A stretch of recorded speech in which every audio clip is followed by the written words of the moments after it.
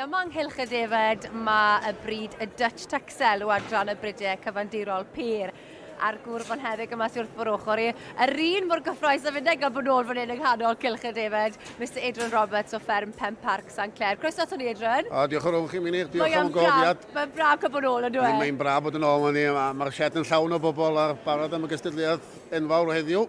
Ydy. Ac yn y cylch ar hyn o bryd, mae adran sy'n bwysig iawn o ran cynhyrchu cigoen ar gyfer y farchnad fasnachol heddi. O dyma chi fryd nad abyddus o fewn y diwydiant cigoen ynddi. Nad abyddus iawn am ei garcas a'i gig. Fel da chi'n gweld mae'r beirniad yn swmpor a nifaliad mae heddiw yma, cig ofnadwy yn ein. Mae hon yn adran ddylanwadol iawn hefyd pan mae'n dod i'r pencampwraethau. Mae hein yn mynd y bell pob blwyddyn ynddi. Mae ydych chi yn yr adran yma, mae ydych chi'r Beltex, y Tuxel, lle mae cig yn wir ystyr y gair, ynddo fe? O, dyma cryfdar y bryd ynddi. A dyma beth sy'n mynd â nhw ymlaen i'r bencampwriaeth ydy'r cig. A fan hyn nawr, wedyn ni'r Dutch Tuxel. Maen nhw ychydig falle llai o faint na'r Tuxel arall.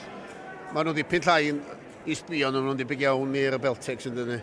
Mae yna fwy o gig yn hein a fwy o confirmation ar Tuxel da ni'n nabod amdano o awn i faint. A mae rai sefydlu fan hyn yn gynnar yn y ffair. Fe fydd y beirniad yn chwilio am rhywbeth ychydig yn wahanol i be fydd y beirniad yn y sioe frenhinol yn chwilio amdano. Cig sy'n bwysig fan hyn, ynddo fe? Mae hwn yn chwilio am gig heddiw, ac heb yn hofio beth sy'n bwysig ydy lefel o brastar ynddo. A dyma lle mae isio dipyn o bencampwr o feirniad i ddatgan lle mae brastar heddiw. Achos yn sicr, fel mae yn y dydd sydd ohoni, dyw pobl y cwsmer ddim yn chwilio am braster, ydyn nhw? Na, dyn nhw'n chwilio am y brastar o gwbl. Ond mae'n bwysig heddiw bod gyda ni bar o wyn, so lefel y fewn cig, llawn cig, y ddau nhw, ac y lefel o brastar yn gywir ei fath ei gilydd. A dyna beth mae'r beirniad yn neud wrth bod yn trin a thrafod yr wyn mewn ofalus yw gweld faint o gig a faint o fraster sydd dan y crôn fan'na. Ie, chi'n gywir. Y symudiadau, dyn nhw. Mae'n bwysig. I fi mae'r gymffon yn bwysig ac i fi fi'n gweld golygfa da iawn o gymffon yma. So fi'n hapus iawn. Dwi'n credu bod y beirniad wedi gwneud i benderfyniad. Dwi ddim yn meddwl bod wedi gosod nhw mewn rhyw drefn, ond falle fe fydd e'n gwneud hynny wrth roi'r ribannau allan. Ne, o'n nhw yn ei trefn fel mai, falle.